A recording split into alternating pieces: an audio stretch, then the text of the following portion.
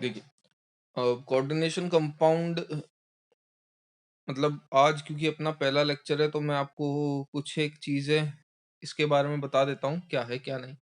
बिल्कुल बेसिक से मुझे लगता है कि मैं कल ही चालू कर पाऊंगा। आज मैं आपको वो चीज बताऊंगा। अच्छा, पहले मुझे बता दो, बोर्ड कौन सा है आपका? Gujarat board, CBSE, ICSE? CBSE. चलिए, तो ये एक थोड़ा सा ठीक बात हो जाती है। मेरा बोर्ड भी सीबीएसई था। आपके सीबीएसई बोर्ड में जो सवाल आएगा, इससे पहले इसका वेटेज 3 नंबर का हुआ करता था। हाँ, अभी इसमें जिसमें से सवाल आता है वो एक वीबीटी का है, एक आइसोमेरिज्म का है और एक आईयूपीएसी का। इन 3 में से सवाल आते हैं, ठीक है।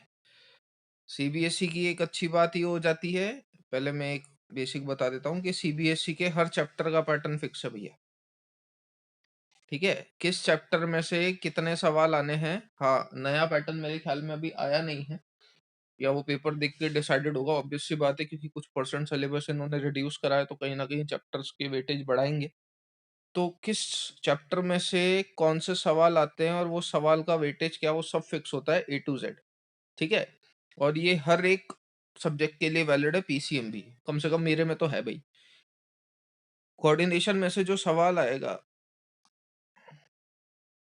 सॉरी, कोऑर्डिनेशन में से जो सवाल आएगा वो इन 3 में से आता है, ये बात कंफर्म्ड है, ठीक है।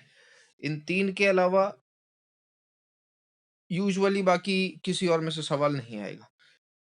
ऑक्सीडेशन नंबर या ईएएन, ये इसी का सब पार्ट है, वो आपको सब यहीं पे निकालना सिखा दिया जाएगा, ठीक है।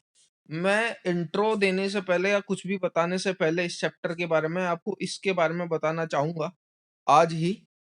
आप सिर्फ बैठ के सुनिएगा और कोशिश करिएगा समझने की, क्योंकि पहला क्वेश्चन मैं समझाऊंगा, आपको डिट्टो वैसे ही दूसरा क्वेश्चन करना है, ठीक है।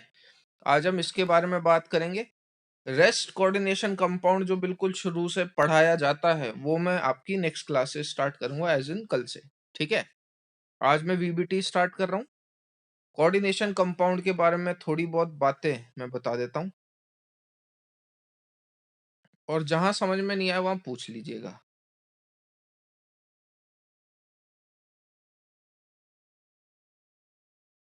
तो कोऑर्डिनेशन कंपाउंड देखिए बेसिकली डील करता है कॉम्प्लेक्स से,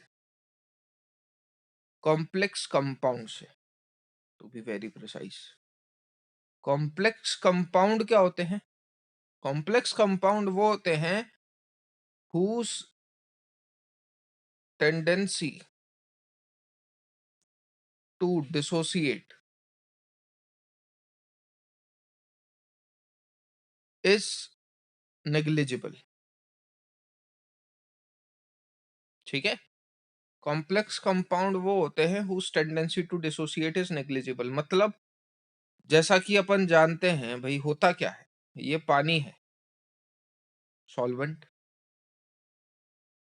इसके अंदर मैंने सॉल्ट डाल दिया, क्या होगा? थोड़ा सा चम्मच से हिलाओ इसे और सॉल्ट घुल जाएगा। घुलने का मतलब क्या होता है? Na और Cl कंप्लीटली डिसोसिएट हो जाता है सॉल्वेंट के अंदर। इतनी बात समझ में आती है?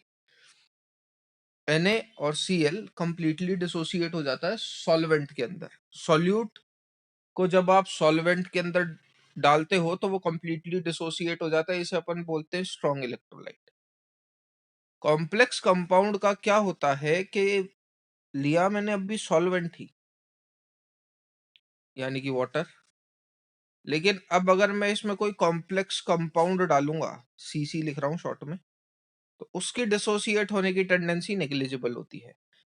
अच्छा, ये जो डेफिनेशन है ये बहुत फ्रीक्वेंट डेफिनेशन है जो कई लोग आपको बता देंगे, बट क्या ये स्टेटमेंट 100% ट्रू है? बिल्कुल नहीं। अपन यहाँ जो चीज बोलते हैं whose tendency to dissociate is negligible, ये वेरी होता है, डिपेंड्स ऑन दी सॉल्वेंट। ये स्टेटमेंट सिर्फ और सिर्फ तब वैलिड है जब आप सॉल्वेंट वाटर लेते हो। ऑब्वियस सी बात है, water is a universal solvent. अगर कुछ भी नहीं दिया हुआ तो मैं वाटर ही लूंगा, लेकिन अगर वाटर के अलावा आप कोई और सॉल्वेंट ले लेते हो तो ध्यान रखिएगा ये कॉम्प्लेक्स कंपाउंड टूट सकता है। ऐसा नहीं है कि कॉम्प्लेक्स कंपाउंड कभी टूटेगा ही नहीं। कहने का मेरा मतलब ये है यार, मुझे बताइए कि एक चीज डिसोसिएट हो गई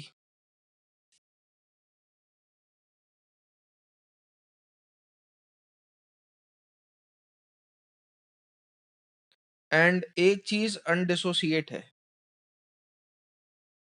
मतलब एक चीज टूट गई एक चीज नहीं टूट रही, दोनों में से ज्यादा स्टेबल कौन? जो मन में है वो बोलो, कोई लॉजिक नहीं चल रहा है यहाँ पे। आपको जो मन में लगता है फील लगता है वो बोलो। जो अनडिसोसिएटेड है, ऑब्वियस सी बात है। वही उसे ही मैं ज्यादा स्टेबल बोलूंगा जो नहीं टूट रहा। तो ये तो कॉम्प्लेक्स कंपाउंड को एक तरीके का वरदान मिल गया भैया कि ये टूट ही नहीं रहा है। तो ऐसा कुछ नहीं होता है।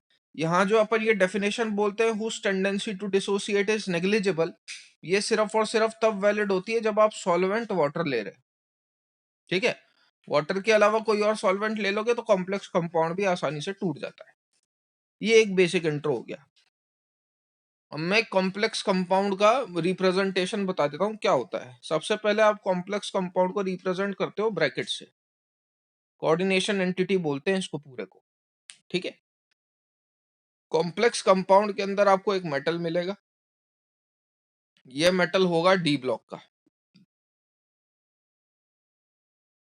ठीक, मेटल के बाजू में आपको जो भी दिखेगा और जितना भी दिखेगा वो सारे होंगे लिगेंड। MLN टाइप से इसको रिप्रेजेंट करते हैं। M stands for metal, metal होगा डी ब्लॉक का, कंफर्म्ड है। L होगा लिगेंड, बात करेंगे लिगेंड के बारे में भी। And what is N? N is the coordination number. Ligand होते हैं तीन तरीके के, या तो लिगेंड आपका होगा न्यूट्रल, या वो होगा मोनोडेंटेट, या वो होगा बाइडेंटेट। ठीक है, एग्जाम्पल NiCO4।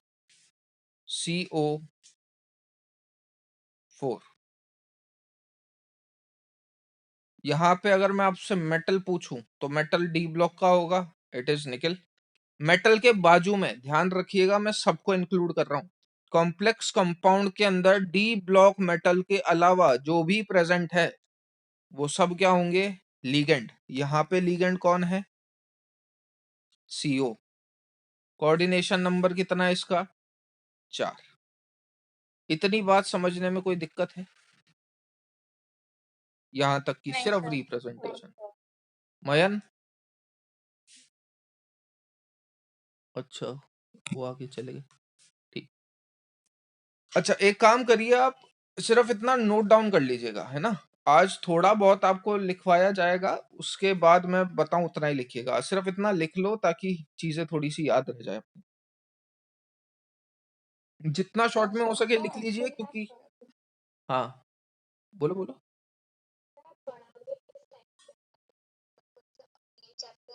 हम्म, क्वेश्चंस मैं उसी के करवाऊंगा जो पूरे बोर्ड्स में आते हैं। मतलब मेरे को ये बताया कि आपको बोर्ड्स का पढ़ना है। हाँ, तो जो बोर्ड्स में आते हैं मैं वही करूंगा।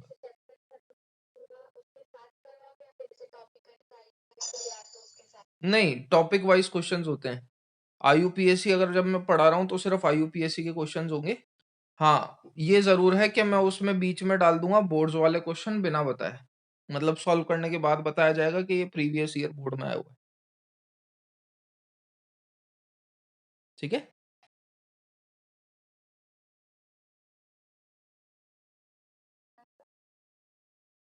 जब ये नोट डाउन हो जाए जब बता दीजिएगा।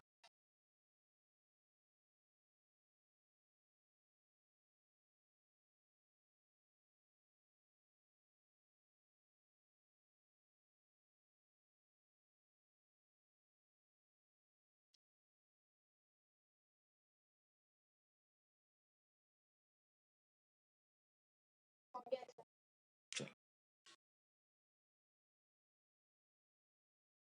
अब देखिए, बाकी तो कोई दिक्कत नहीं है। बाकी देखो मेटल के चक्कर में आपको मैंने बता दिया कि मेटल जो है वो डी ब्लॉक का होगा। डी ब्लॉक माने फिलहाल अभी ये रखते हैं अपन 3D सीरीज थोड़ी सी ज्यादा इंपॉर्टेंट होती। कॉन्फ़िगरेशंस लिखना जानते हो आप लोग?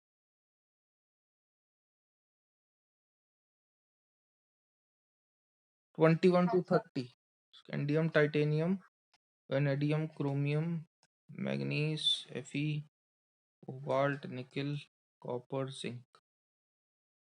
अपन जब भी कॉन्फ़िगरेशन लिखेंगे वो कुछ इस तरीके से लिखेंगे। आर्गन, आर्गन हो जाता है 18 तक, उसके बाद आ जाता है 4s2 एंड देन 3d1। इसका जब आप टोटल करोगे तो वो आएगा 21। ठीक है, Ar 4s2 3d1। Similarly titanium का 4s2 3d2, 4s2 3d3। Chromium configuration बता पाएंगे इसका? ठीक है, बिल्कुल। एक क्रोमियम और एक कॉपर, ये हाफ फील्ड स्टेबिलिटी के चक्कर में भग जाते हैं। Ar 4s1 3d10। ठीक है, ये दो कॉन्फ़िगरेशन एक बेसिक अपने को पता होनी चाहिए। तो चलिए, ये अच्छी बात है कि आपको पता है, क्योंकि कॉन्फ़िगरेशन ये भी बता दूं सिर्फ इन्हीं की काम में आएगी। इसके नीचे वाले एलिमेंट शेप फाइंड आउट करने में काम में आएंगे, उसमें आपको कॉन्फ़िगरेशन की रिक्वायरमेंट नहीं होगी। और ये टॉपिक पढ़ाने के बाद एक शॉर्टकट बता दूंगा, सवाल तो 2 सेकंड में सॉल्व हो जाएगा उससे, अगर वो शॉर्टकट आपको याद हो तो। ठीक है, बट क्योंकि बोर्ड में अगर क्वेश्चन आएगा इसका, तो वो मेजर क्वेश्चन पूछता है 5 नंबर का, उसके अंदर आपका शॉर्टकट नहीं चलेगा। मतलब बस आंसर आपको पहले से पता होगा, लेकिन निकालना आपको पूरा पड़ेगा स्टेप वाइज। तो मैं फिलहाल स्टेप वाइज सॉल्व करवा रहा हूँ। तो ये बात हो गई मेटल की। मेटल के नाम पे आपको सिर्फ इसकी कॉन्फ़िगरेशन काम में आएगी, जो आपको दोनों को लिखनी आती है। अब बात करते हैं लिगेंड की। तो लिगेंड देखिए, लिगेंड सबसे पहले मैं बात करता हूँ न्यूट्रल लिगेंड के बारे में। मैंने आपको 3 तरीके के लिगेंड लिखवाए थे, न्यूट्रल, मोनोडेंटेट और बाइडेंटेट। न्यूट्रल लिगेंड के नाम पे आपको सिर्फ 5 लिगेंड ध्यान रखने। 5 भी नहीं ध्यान रखने एक्चुअल में, 3 ही ध्यान रख लीजिएगा, बहुत है। ये H2O, NH3CO, NO और CS भी होते हैं, बट आपको ये इतने ध्यान रखने की जरूरत नहीं है। These 3 are the most important ligands. ठीक है, तो लिगेंड के बारे में ये ध्यान रख लें। मोनोडेंटेट, ये तो न्यूट्रल की बात हो गई। न्यूट्रल के नाम पे आपको ये 5 ध्यान रखने हैं, 5 के नाम पे 3 ध्यान रखोगे तो भी चलेगा। अब बात आ जाती है मोनोडेंटेट लिगेंड की, और फिर आता है एक बाइडेंटेट लिगेंड।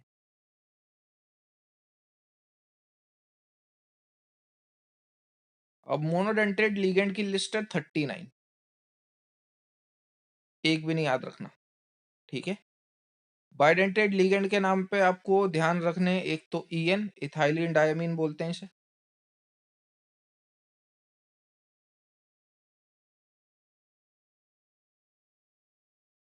और एक होता है ऑक्सलेट, ऑक्सलेट होता है C2O4 2-। ये दोनों बाइडेंटेट लिगेंड है। ठीक है, OX से भी रिप्रेजेंट करते हैं इसको। देखिए, इन 3 लिगेंड्स के अलावा ये दो, ये दो के नाम पे आपको ध्यान रखना है कि ये बाइडेंटेट लिगेंड है। इन 3 के नाम पे आपको ध्यान रखना है कि ये एक न्यूट्रल लिगेंड है। बस ये 3 न्यूट्रल लिगेंड है, ये बाइडेंटेट लिगेंड है। इनके अलावा कोई भी लिगेंड आ जाए, वो कैसा होगा? मोनोडेंटेट। ऐसा नहीं है कि बाइडेंटेट में और कोई लिगेंड नहीं होते। जैसा कि मैंने आपको बोला, आपके सिलेबस में या आपके बोर्ड में बाइडेंटेट के नाम पे एक तो EN और एक C2O4, या फिर एग्जाम्पल के नाम पे भी आप कोई सा भी बाइडेंटेट लिगेंड का एग्जाम्पल उठा लीजिएगा, उसमें या तो इथाइलिन डायमीन या ऑक्सलेट यूज करा गया है, आपको कोई और बाइडेंटेट लिगेंड दिखेगा ही नहीं। H2O, NH3CO, यही न्यूट्रल लिगेंड के नाम पे आपको ध्यान रखने हैं। बाइडेंटेट लिगेंड के नाम पे आपको ये दो ध्यान रखने हैं, EN और C2O4 2-। Rest all are monodentate ligand. और मोनोडेंटेट लिगेंड पे यूजुअली जो आप चार्ज लेके चलेंगे वो -1 होगा। अगर कोई और चार्ज आएगा तो वो आपको पहले से पता होगा। जैसे सल्फेट पे चार्ज अपन जानते हैं, बिल्कुल। फॉस्फेट पे चार्ज अपन जानते ही है, कुछ कॉमन आयन है जिस पे चार्जेस आपको पहले से पता होने चाहिए। जिस पे चार्ज आपको नहीं पता, सीधे सीधे -1 लगा देना। इतनी बात क्लियर है? क्योंकि अब मैं क्वेश्चन पे आऊंगा। इतनी बात क्लियर है? हाँ। ठीक है। ये न्यूट्रल लिगेंड लिखना हो तो लिख लीजिए, आप सिर्फ 3 लिख लीजिए, और बाइडेंटेट लिगेंड लिख लीजिए, बाकी चार्जेस मेरे ख्याल में आपको पता होंगे।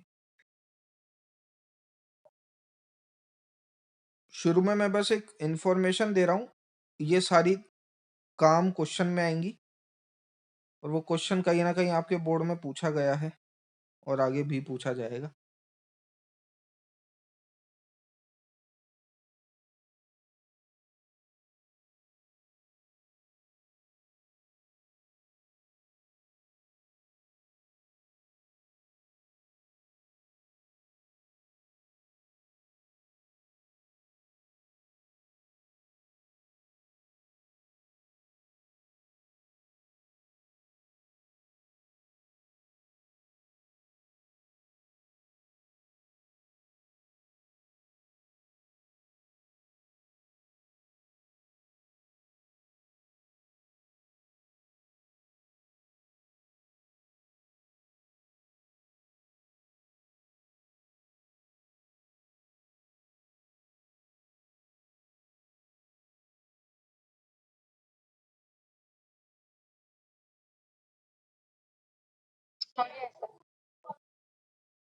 दोनों का हो गया? आप दोनों का? ओके।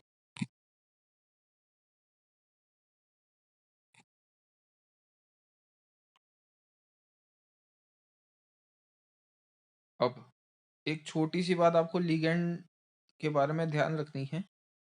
लिगेंड 2 तरीके के होते हैं, एक होता है स्ट्रॉन्ग और एक होता है वीक। ठीक है? लिगेंड 2 तरीके के होते हैं, एक होता है स्ट्रॉन्ग और एक होता है वीक। सर हमें कैसे पता चलेगा कौन सा स्ट्रॉन्ग कौन सा वीक? तो इसके लिए एक बेसिक ट्रिक है कान नाक और हाथ की। कान नाक और हाथ क्या होता है, मैं लिख देता हूँ।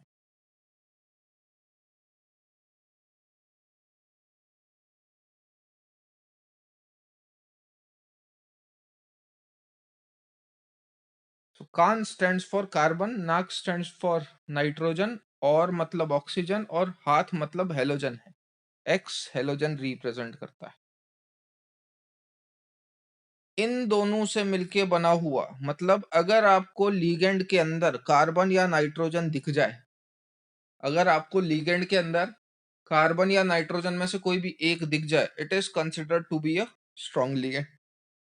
अगर आपको लिगेंड की जगह ऑक्सीजन या हेलोजन का कोई भी एक एलिमेंट दिख जाए, अगर आपको लिगेंड ऑक्सीजन या हेलोजन का दिख जाए, it is considered to be as a weak ligand. Example से समझिए, जैसे मैं NH3 बोला, तो NH3 कैसा लिगेंड होगा?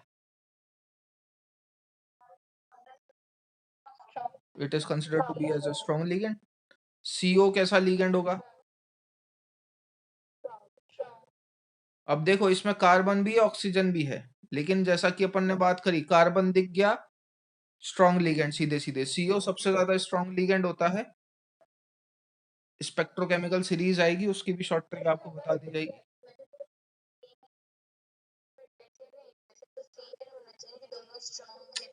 नहीं नहीं नहीं नहीं नहीं, सुनो सुनो सुनो। हो क्या रहा है, ये ट्रिक याद रखने के लिए रखवाई गई है। लिगेंड एक्चुअल में लोन पेयर देने की टेंडेंसी पर डिपेंड करता है। ये आप लोगों को याद रह पाए इसलिए लिखवाया गया है ना?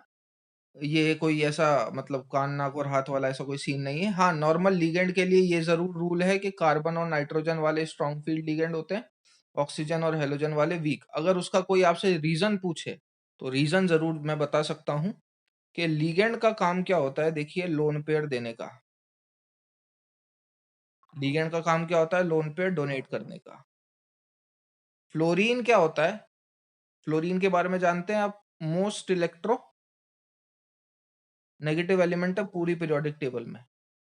इलेक्ट्रोनेगेटिव क्या होता है? जो दूसरे से ले, विच एक्सेप्ट्स इलेक्ट्रॉन। देने की तो बात ही दूर है, ये खींचता है सामने वाले से। तो अब अंतरात्मा से जवाब दीजिएगा, कार्बन और ऑक्सीजन में कौन आसानी से दे देगा? देने की बात चल रही है।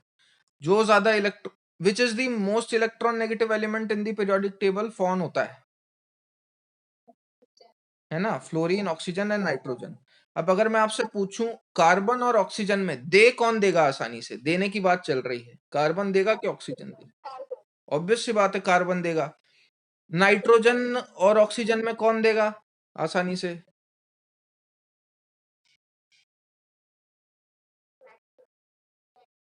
बिल्कुल, क्योंकि ऑक्सीजन ज्यादा इलेक्ट्रोनेगेटिव है, तो इन दोनों में कंपेयर करोगे तो नाइट्रोजन आसानी से दे देगा। ये क्योंकि आसानी से दे देते हैं, that's why they have been considered as a strong ligand. Oxygen और हेलोजन आसानी से नहीं दे पाते, that's why they have been considered as a weak ligand. ठीक है, तो स्ट्रॉन्ग और वीक का तो सीधा सीधा सेंस ये होता है। कार्बन मोनोऑक्साइड में एक्चुअल में डोनेट तो कार्बन ही करता है। ठीक है, तो कार्बन तो वैसे ही आसानी से दे रहा था, ऑक्सीजन का तो कोई रोल ही नहीं होता इसमें। ठीक है, हाँ, तो मैं क्या बता रहा था? हाँ, तो देखिए स्ट्रॉन्ग फील्ड और वीक फील्ड समझ में आया होपफुली। मैं बोलूं ये कैसा लिगेंड है? Chlorine. It is a weak, halogen की कैटेगरी में आ गया तो वीक। ठीक, एक अपने को बस ये चीज ध्यान रखनी है। तो ऐसे ध्यान रखते रखते आप लोग बोलोगे बहुत सारी चीजें हो गई, तो जब उसे समराइज करेंगे अपन तब एक बार में काम हो जाएगा। क्योंकि जैसा कि मैंने बोला, मैं पहला क्वेश्चन मैं करूंगा, बाकी आप लोग करेंगे। हेलोजन, हेलोजन की कैटेगरी आ गई तो ये वीक हो गया। अब स्ट्रॉन्ग और वीक बताने का सिग्निफिकेंस क्या है, सो समझिए।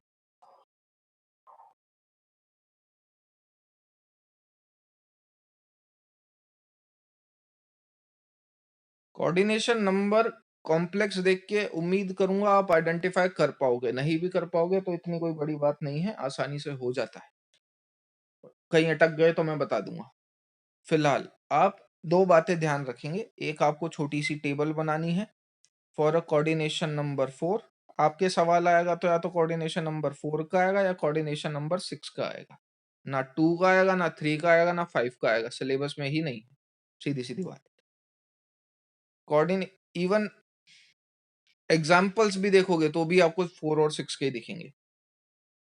कोऑर्डिनेशन नंबर 4 के लिए उससे भी पहले एक चीज सुनो, क्योंकि इसके लिए मुझे पूरा स्पेस चाहिए होगा, तो मैं उससे पहले एक चीज बता देता हूँ। जो स्ट्रॉन्ग फील्ड लिगेंड होते हैं, एसएफएल बोलूंगा मैं इसको, है ना? जो स्ट्रॉन्ग फील्ड लिगेंड होते हैं उनको ब्रह्मा जी का वरदान प्राप्त है। क्या वरदान प्राप्त है उन्हें? कि भैया उनके पास पावर है किसकी? पेयरिंग करवाने की।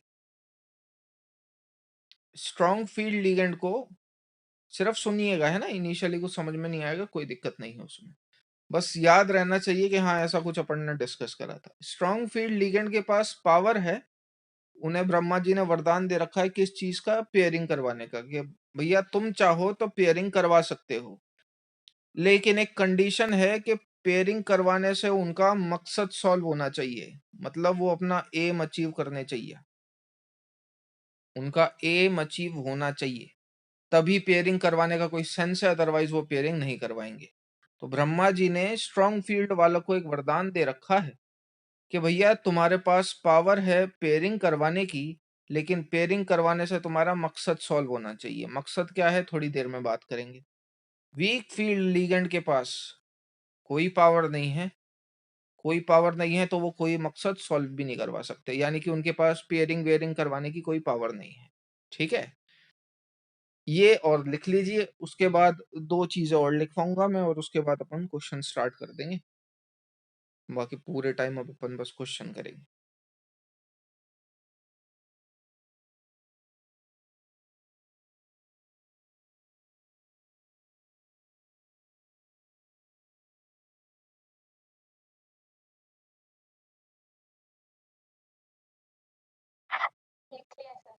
डन, चलो। अब बात करते हैं, अपन ने जो बात करी कि मकसद क्या है भैया। तो देखो, बीबीटी की एक अच्छी बात ये होती है कि अगर आपने एक बार चीजें सॉल्व कर ली तो उस एक चीज से आप बहुत सारी चीजें सॉल्व कर सकते हो। कैसे, वो मैं बताऊंगा। कोऑर्डिनेशन नंबर 4, दो तरीके के कोऑर्डिनेशन नंबर है जैसा कि मैंने बताया। यहाँ पे अपन कॉलम बना रहे हैं कोऑर्डिनेशन नंबर का। एक अपन कॉलम बनाएंगे हाइब्रिडाइजेशन का। हाइब्रिडाइजेशन निकालना जानते हैं आप लोग?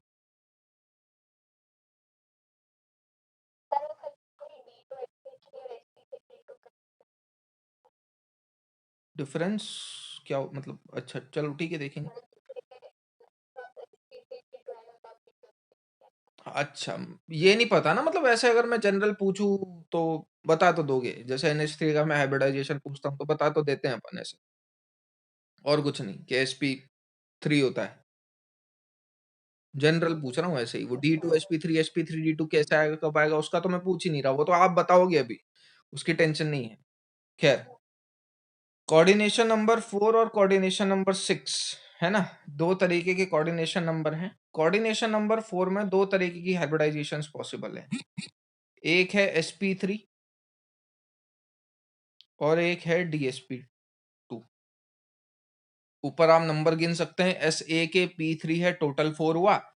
नीचे आप देख सकते हैं कि एक D है, एक S है और दो P है, टोटल 4 हुआ।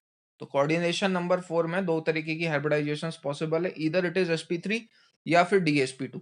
इसके अलावा कोई और आंसर पॉसिबल ही नहीं है। सबसे पहली बात तो दिमाग में ये बैठाइएगा, sp3 और DsP2 के अलावा कोई और आंसर पॉसिबल नहीं है हाइब्रिडाइजेशन के केस में। Same when we move on to coordination number 6, इसमें भी दो ही केस पॉसिबल हैं, या तो हाइब्रिडाइजेशन होगा sp3d2 या हाइब्रिडाइजेशन होगा d2sp3। इसमें भी दो ही केस पॉसिबल हैं, या तो हाइब्रिडाइजेशन होगा sp3d2 या हाइब्रिडाइजेशन होगा d2sp3। जहां पे भी d आपको अंदर दिख रहा है, अंदर माने जैसे इसकी बात कर रहा हूं मैं, यहाँ पे d अंदर है, यहाँ पे d अंदर है। जहां पे भी d अंदर है उसे अपन बोलते हैं इनर ऑर्बिटल कॉम्प्लेक्स। ये भी सवाल में पूछा जा सकता है। जहां पे भी d बाहर है उसे अपन बोलते हैं आउटर ऑर्बिटल कॉम्प्लेक्स, ये भी इनर ही मिलेगा। लेकिन यहाँ पे आप देख सकते हैं कि डी बाहर है, इसे अपन बोलते हैं आउटर। कई लोग इसे भी आउटर बता देंगे बट वो गलत हो जाएगा। इसके बारे में मैं कोई कमेंट नहीं कर पाऊंगा, क्योंकि इनर ऑर्बिटल या आउटर ऑर्बिटल कॉम्प्लेक्स डिफाइन होता है with respect to D. sp3 में डी पार्टिसिपेट ही नहीं कर रहा तो आप इसके बारे में कोई कमेंट नहीं करोगे। ना ही ये इनर है ना ही ये आउटर। बोलने वाले बोल देंगे आउटर, गलत है वो, पहली बात। अगला, शेप पे आते हैं। तो अगर आपसे शेप पूछी जाएगी तो ध्यान रखिएगा कि शेप भी आपसे कोऑर्डिनेशन नंबर 4 की ही पूछी जाएगी, 6 की कभी नहीं। रीजन आप ही खुद समझ जाओगे। sp3 में जो शेप होती है, बता सकते हो कौन सी होती है sp3 की शेप? और dsp2 की?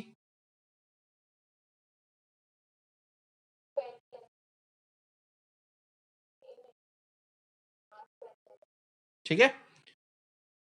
ऑक्टाहेड्रल की, सॉरी, कोऑर्डिनेशन नंबर 6 की वो कभी शेप नहीं पूछता। क्यों? क्योंकि इसमें आंसर फिक्स हो जाता है,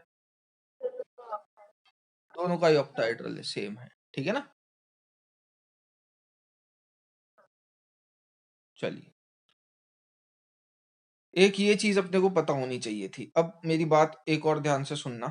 सपोज अपने पास है ना कभी ऐसी सिचुएशन फंस जाए कि, जैसा कि मैंने आपको पहले ही बोला कि मेरा एम अचीव होना चाहिए। वो एम अचीव करने का सेंस क्या था कि कोऑर्डिनेशन नंबर 4 सपोज मेरे पास कभी आ जाए और मुझसे वो हाइब्रिडाइजेशन निकलवा रहा है, तो कोऑर्डिनेशन नंबर 4 में मैं हमेशा sp3 और dsp2 में से प्रायोरिटी किसको दूंगा?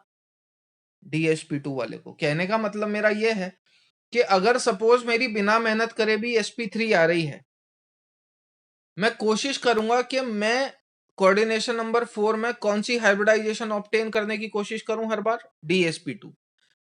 अगर कैसे भी करके मेरी हाइब्रिडाइजेशन dsp2 ऑब्टेन नहीं हो पाती, then I will move on to sp3। Coordination number 4 का अगर सवाल आएगा तो मेरी पहली प्रायोरिटी होगी कि मैं DsP2 हाइब्रिडाइजेशन ऑब्टेन करने की कोशिश करूंगा। अगर मैं कैसे भी करके DsP2 हाइब्रिडाइजेशन ऑब्टेन नहीं कर पा रहा, तब मैं कोशिश करूंगा कि मैं sp3 हाइब्रिडाइजेशन ऑब्टेन कर पाऊं। Same goes with coordination number 6। मैं पहले कोशिश करूंगा कि मैं D2sp3 हाइब्रिडाइजेशन ऑब्टेन कर पाऊं। अगर मैं कैसे भी करके D2sp3 हाइब्रिडाइजेशन ऑब्टेन नहीं कर पा रहा, तो मैं कोशिश करूंगा कि मेरी हाइब्रिडाइजेशन sp3d2 आ जाए। अगर आपकी दोनों में से कोई सी हाइब्रिडाइजेशन नहीं आ रही, मतलब आपने सवाल गलत कर दिया। ये बात क्लियर? कोऑर्डिनेशन नंबर 4 में अपन प्रायोरिटी किसे देंगे? DsP2 को। कोऑर्डिनेशन नंबर 6 में अपन प्रायोरिटी किसे देंगे? D2sp3 को।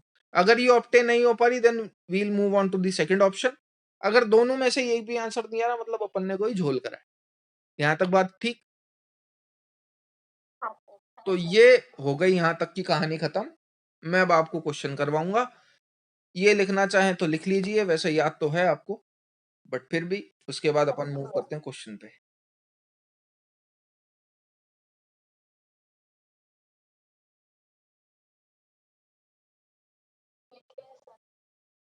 ठीक है,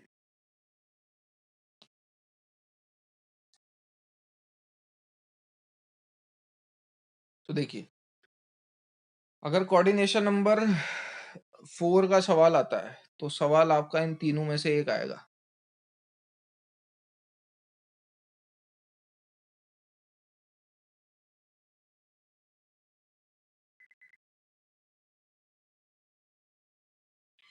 ठीक है, सवाल आपका इन तीनों में से एक आएगा, अगर कोऑर्डिनेशन नंबर 4 का सवाल आता है तो।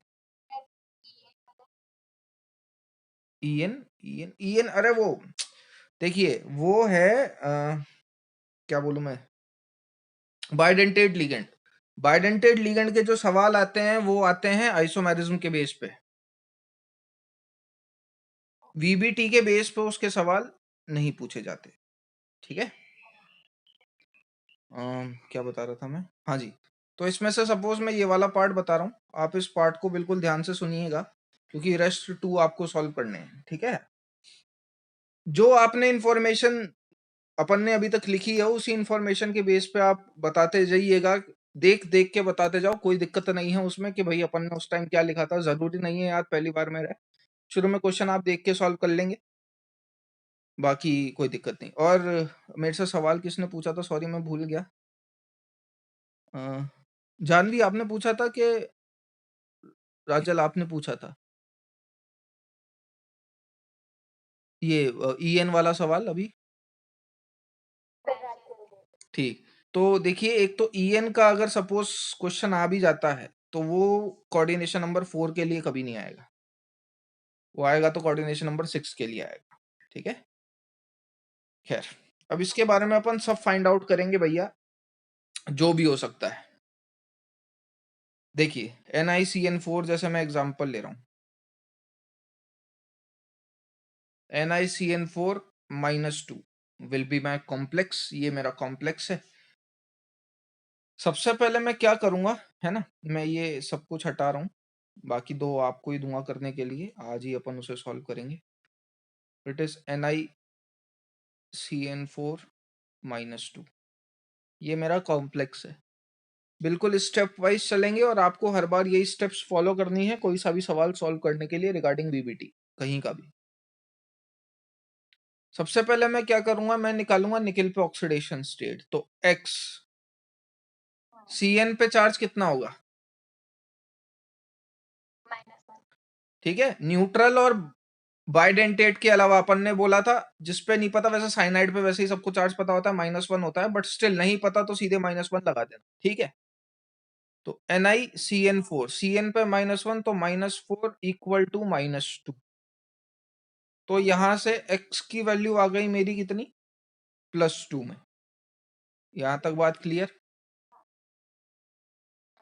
है ना? अब प्लस आने, एक तो ऑक्सीडेशन स्टेट हमेशा X की पॉजिटिव में आएगी, नेगेटिव में कभी नहीं आएगी, वरना अपन ने कुछ गलत कर दिया। X हमेशा पॉजिटिव आएगा। पॉजिटिव आना मतलब इलेक्ट्रॉन क्या हुए? लूज हुए। अगली अपन बात करते हैं, अपन लिखते हैं क्या, निकेल की, निकेल का कॉन्फ़िगरेशन। कॉन्फ़िगरेशन अपन ने कैसे बताया था, किस तरीके से लिखेंगे अपन? ऐसे AR निकिल कौन से नंबर पे आता है? 4s2। निकिल कौन से नंबर पे आता है? 3d8। बिल्कुल है ना।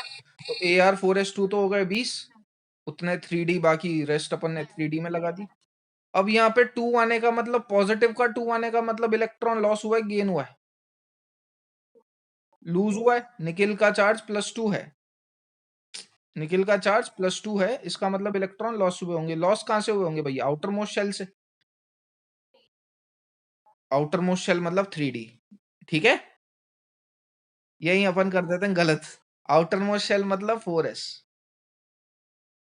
ठीक है, 4s would be the outer most shell. और हमेशा ध्यान रखना, बहुत कॉमन मिस्टेक है, 2 इलेक्ट्रॉन पहले 4s में से रिमूव होंगे, बाद में 3d का नंबर आएगा।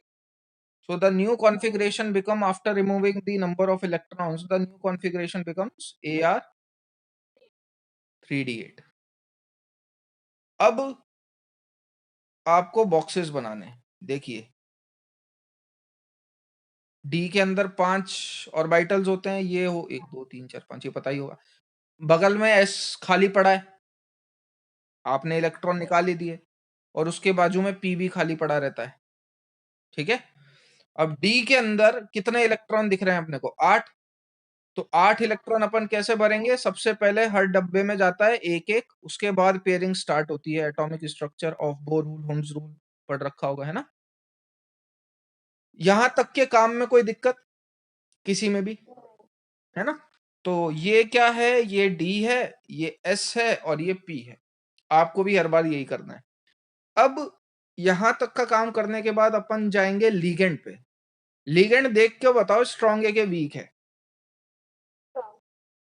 बिल्कुल, पेयरिंग करेगा। ऐसे जल्दबाजी में जवाब नहीं देना, मेरी मेरी बिल्कुल लॉजिक से चलेंगे अपन, है ना? स्ट्रॉन्ग देख के ये नहीं डिसाइड करूंगा मैं कि पेयरिंग करेगा। अपन बस यूं बोलेंगे कि उसके पास पेयरिंग करवाने की पावर है, लेकिन पेयरिंग तब करवाएगा जब वो अपना एम अचीव कर सकता हो, वरना वो पेयरिंग नहीं करवाएगा। ठीक बात? ठीक है, तो अब देखिए, कोऑर्डिनेशन नंबर 4। कोऑर्डिनेशन नंबर 4 से भी पहले रुको, जो लीगेंड है वो कैसा है माना आपने? स्ट्रॉन्ग। लीगेंड स्ट्रॉन्ग है। अब लीगेंड स्ट्रॉन्ग है, कोऑर्डिनेशन नंबर 4 है। हाइब्रिडाइजेशन दो पॉसिबल है, इधर इट इज sp3 और इट इज dsp2। या तो sp3 होगी या dsp2 होगी। अपन प्रायोरिटी किसे देना चाहेंगे? dsp2 को आप प्रायोरिटी देना चाहोगे, मतलब आपको एक डी खाली चाहिए, आपको एक डी खाली चाहिए। तो अब देखो, क्या पेयरिंग करवाने से आपको एक डी खाली ऑब्टेन हो पा रहा है क्या? तो मैं पेयरिंग करवा दूंगा। अगर एक डी खाली ऑब्टेन नहीं हो पा रहा होता तो आप पेयरिंग नहीं करवाते। इतनी बात समझ में आई? देखो, हाइब्रिडाइजेशन तो sp3 यहां से ऑब्टेन हो रही थी, लेकिन अपन ने क्या बात करी? अपन प्रायोरिटी किसे देंगे? dsp2 को। लेकिन आप ये तामझाम कब कर सकते हो? जब आपको लीगेंड के बारे में पता हो। तो लीगेंड अपन ने देखा स्ट्रांग है, स्ट्रांग है तो पेयरिंग करवा सकता है, लेकिन पेयरिंग करवाने से उसका मकसद सॉल्व होना चाहिए। मकसद क्या था? इन दोनों में से कोई हाइब्रिडाइजेशन ऑब्टेन करना। तो अरे sp3 तो ऑब्टेन हो रही है, लेकिन मैं प्रायोरिटी किसे दूंगा? dsp2 को। तो मैं देखूंगा क्या मैं कैसे भी करके dsp2 ऑब्टेन कर सकता हूं? बिल्कुल कर सकता हूं। dsp2 ऑब्टेन हो पा रही है क्या? हाँ जी, ऑब्टेन हो पा रही है, तो ये पेयरिंग करवा देगा। तो 1 2 3 4 5 6 7 8, ये करवा दी इसने पेयरिंग। ये आपको मिल गया एक डी खाली, एस और पी ये रहे। अब अपन हाइब्रिडाइजेशन क्या बोल देंगे? It will be dsp2। Shit, मैं वो मेरे को वापस लिखना पड़ेगा, मैं 2 मिनट में लिख देता हूँ। नहीं,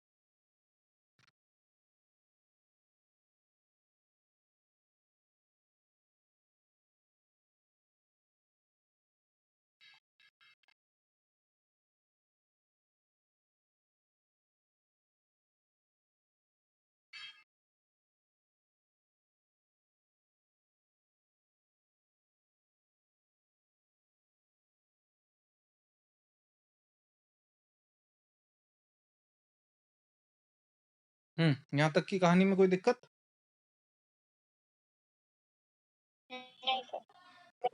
अब देखिए वो सवाल क्या क्या पूछ सकता है आपसे।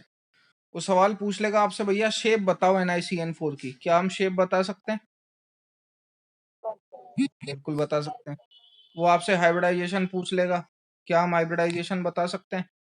बिल्कुल बता सकते हैं। शेप बोले तो स्क्वायर प्लेनर, हाइब्रिडाइजेशन आई गई। वो पूछ लेगा इनर ऑर्बिटल है कि आउटर ऑर्बिटल, तो अपन बोलेंगे इनर, है ना। वो आपसे पूछ लेगा मैग्नेटिक मोमेंट निकाल के बता दो, तो मैग्नेटिक मोमेंट का फॉर्मूला होता है √n into n+2, where n is the number of unpaired electron. बता पाएंगे कितना है यहाँ पे मैग्नेटिक मोमेंट? 0, क्योंकि अनपेयर्ड इलेक्ट्रॉन 0 है। So it is what? Dia, है ना। ये इतने सारे सवाल अपन बस एक चीज से कर सकते हैं, ये नोट डाउन कर लीजिए, उसके बाद बाकी तो। हाँ बोलो। स्पिन बोले तो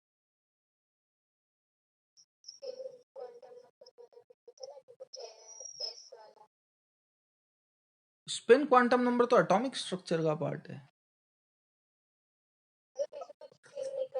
ठीक है ठीक है। हायर हायर स्पिन कॉम्प्लेक्स है कि लोअर स्पिन कॉम्प्लेक्स,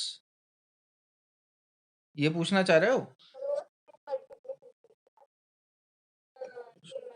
सुनिए सुनिए, वो जो स्पिन वाली आप बात कर रहे हैं कि हाई स्पिन कॉम्प्लेक्स है कि लो स्पिन कॉम्प्लेक्स, वो डिपेंड होता है नंबर ऑफ अनपेयर्ड इलेक्ट्रॉन पे। जितने ज्यादा नंबर ऑफ अनपेयर्ड इलेक्ट्रॉन ज्यादा होंगे उसकी स्पिन उतनी ज्यादा होगी। लो स्पिन कॉम्प्लेक्स है ये, ठीक है। मैं नहीं समझा spin multiplicity. Spin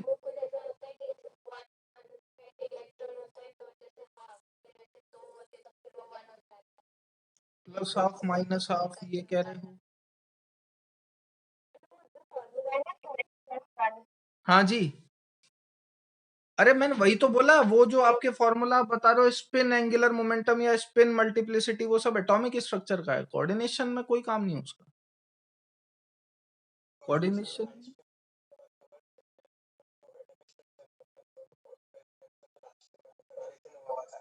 high spin और लो स्पिन जरूर है इस चैप्टर में। High spin depends on what, ये नंबर ऑफ अनपेयर्ड इलेक्ट्रॉन जितने ज्यादा होंगे उसकी स्पिन उतनी ज्यादा होगी।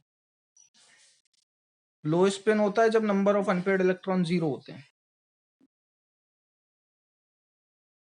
वो जो आप बोलते हो 2s+1, ये एटॉमिक स्ट्रक्चर का पार्ट है, इसका नहीं, इसमें कोई काम नहीं है इसका।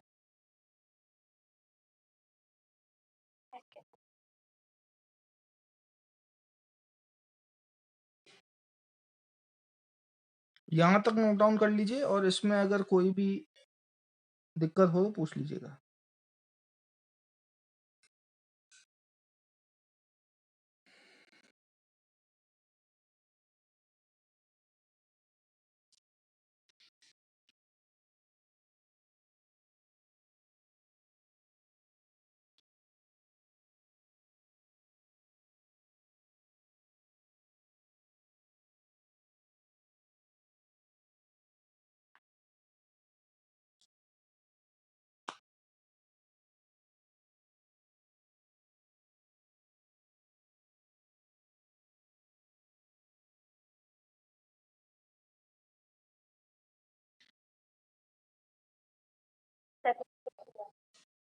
सबका हो गया?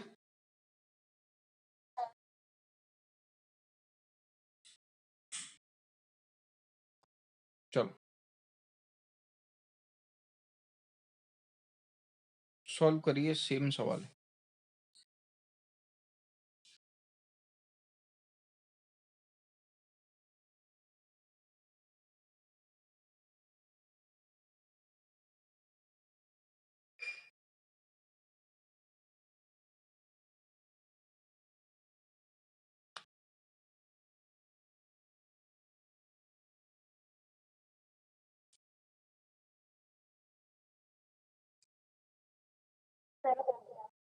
क्या ही शेप?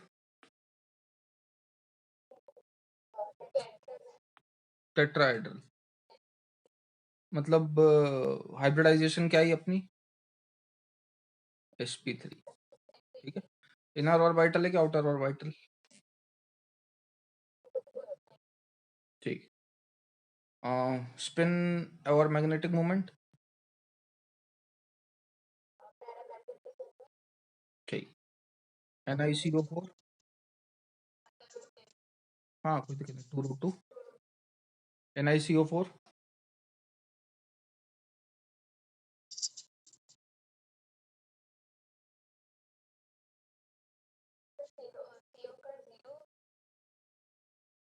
अब ये आप सॉल्व करो, ये मैं बाद में बताऊंगा। मैं सारा बता चुका था मेरी साइड से, बिल्कुल न्यूट्रल लिगेंड है, 0 होगा।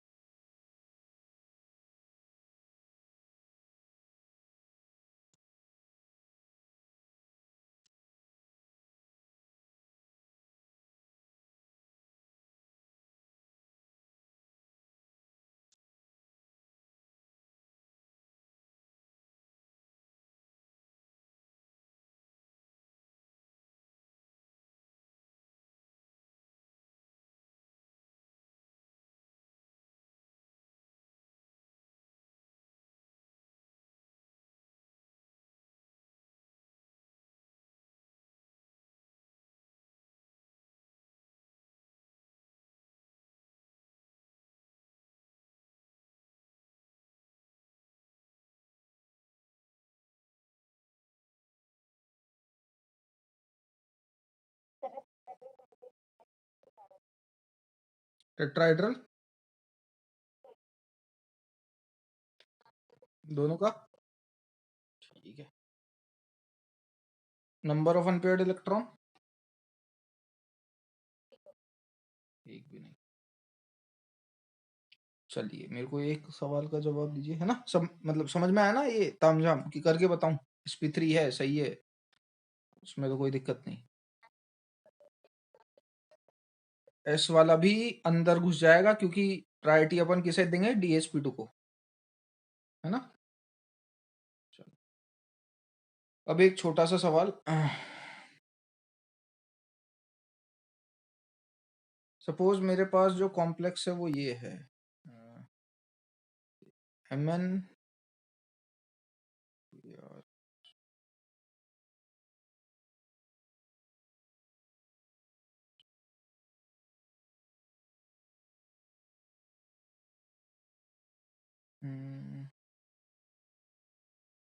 वी वी में VCl4 -2। हाइब्रिडाइजेशन बताइए इसकी, अगर वीक फील्ड लिगेंड है तो, मतलब है ही सही हो तो।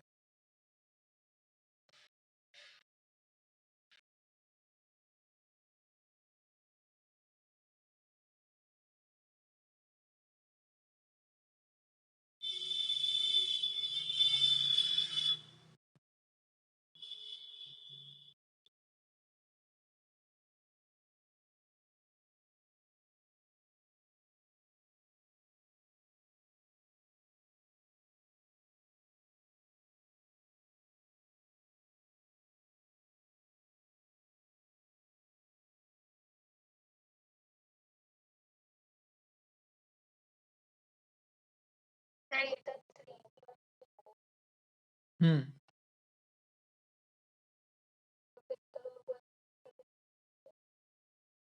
हम्म।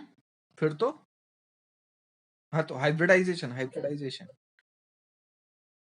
अगर लिखना चाहोगे तो क्या लिखो?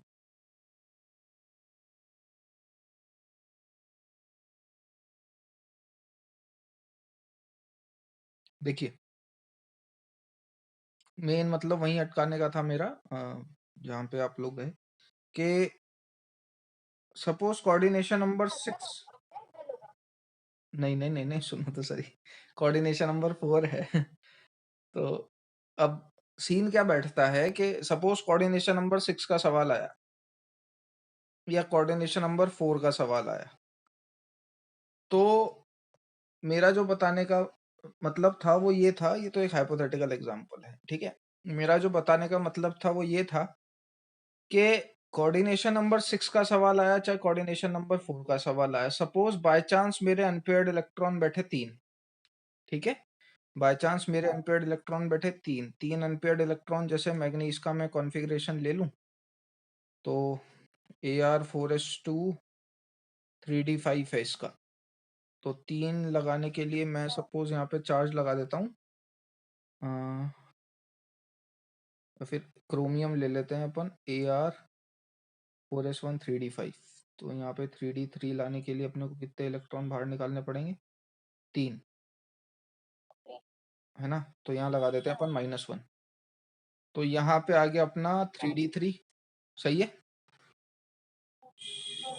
अब मुझे कोई मतलब नहीं है कि इसके साथ लिगेंड कौन सा है, भाई क्रोमियम के साथ वीक फील्ड लिगेंड है माना, जब आप Ar3d3 भरोगे, या छोड़ो ये भी नहीं, अपन लगा देते हैं Mn लगा देते हैं यहाँ पे, ये तो गलत हो जाएगा, कोऑर्डिनेशन नंबर 4 के हिसाब से एग्जांपल गलत हो जाएगा, अपन लगा देते हैं कोऑर्डिनेशन नंबर मतलब मैग्नीज लगा देते हैं अपन यहाँ, ठीक है।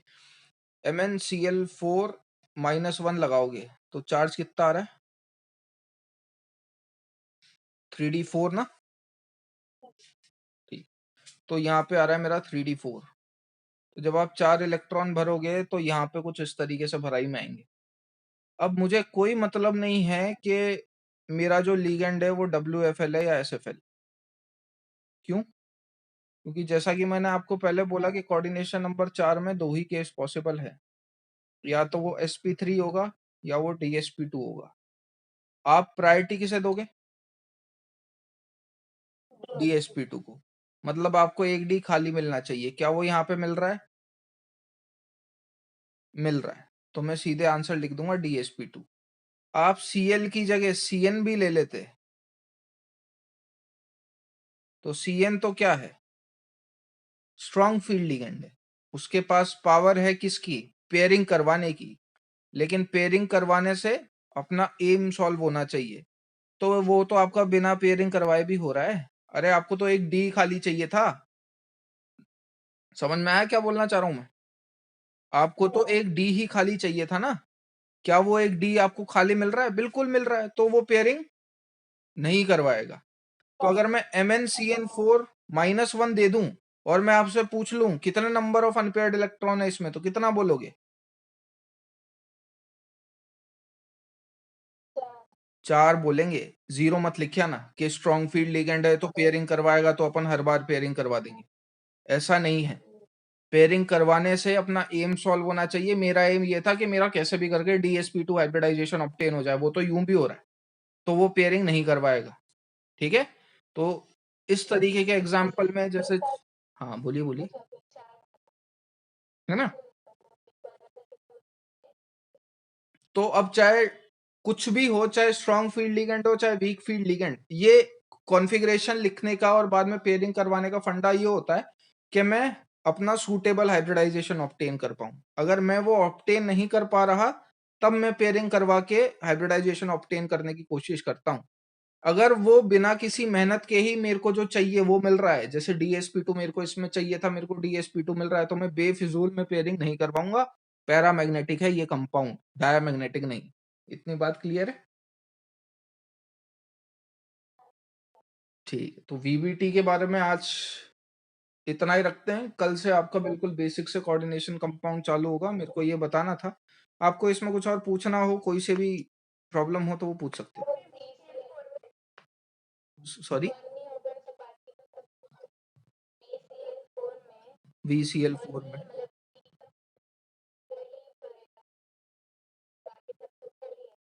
देखो, मतलब सीन क्या है, अगर वैसे ये कॉम्प्लेक्स कंपाउंड एग्जिस्ट नहीं करता, ठीक। बाकी अगर स्टिल आपके पास सपोज ये एग्जांपल आ जाए, कोऑर्डिनेशन नंबर 4 है, हाइब्रिडाइजेशन तो 2 ही पॉसिबल है, या तो sp3 या DsP2, ठीक। तो अपने को डी खाली मिल रहा है, मेरे को एक डी खाली होने से मतलब है, आपको ये डी खाली मिल रहा है तो मैं सीधे DsP2 लिख दूंगा sp3 से। डी या तो खाली मिलेगा या नहीं मिलेगा। खाली मिल रहा है तो DsP3, नहीं मिल रहा तो sp3। सॉरी, खाली मिल रहा है तो DsP2, नहीं मिलेगा तो sp3। दो नहीं, ऐसे तो इसमें क्या 3 डी खाली है, तो इसका मतलब ये थोड़ी ना कि मैं उसका D3s हाइब्रिडाइजेशन बोल दूंगा। VCl4-2 कॉम्प्लेक्स एग्जिस्ट नहीं करता ऐसा, क्योंकि क्यों नहीं करता वो भी बता देता हूँ। वेनेडियम की साइज उठती है छोटी, उसके बाजू में 4 Cl जोड़ दोगे तो आपस में हिंड्रेंस बहुत ज्यादा बढ़ जाता है। इस वजह से ये कंपाउंड एग्जिस्ट नहीं करता। मेरे मेन बताने का मकसद ये वाला था, बोला था ना, हाइपोथेटिकल एग्जांपल दिया है। मेरे मेन बताने का मकसद ये था कि जब वीक फील्ड हो या स्ट्रांग फील्ड हो, अगर आपको इनर वाला डी खाली मिल रहा है तो आपको कोई मतलब नहीं है कि आपका लिगेंड स्ट्रांग है कि वीक। कोऑर्डिनेशन नंबर 4 है, आपका हाइब्रिडाइजेशन DsP2 ऑब्टेन हो पा रहा है तो ठीक है। फिर भी अगर सपोज आपको ये, अगर आप लेके चल ही रहे हो कि सर इसी कॉम्प्लेक्स का अगर मेरे को हाइब्रिडाइजेशन पूछ ले तो मैं क्या टिक करके आऊं, DsP2, डी खाली मिल रहा है, बात खत्म। ठीक है। D3s हाइब्रिडाइजेशन होती है, ऐसी बात नहीं है, बट वो पर मैग्नेट की होती है, KMnO4 की, इनमें नहीं होती। ठीक है, KMnO4 माइनस की हाइब्रिडाइजेशन D3s होती है, इनमें नहीं होती बाकी। ठीक है, आज का सेशन यहीं तक रखते हैं। इसमें किसी को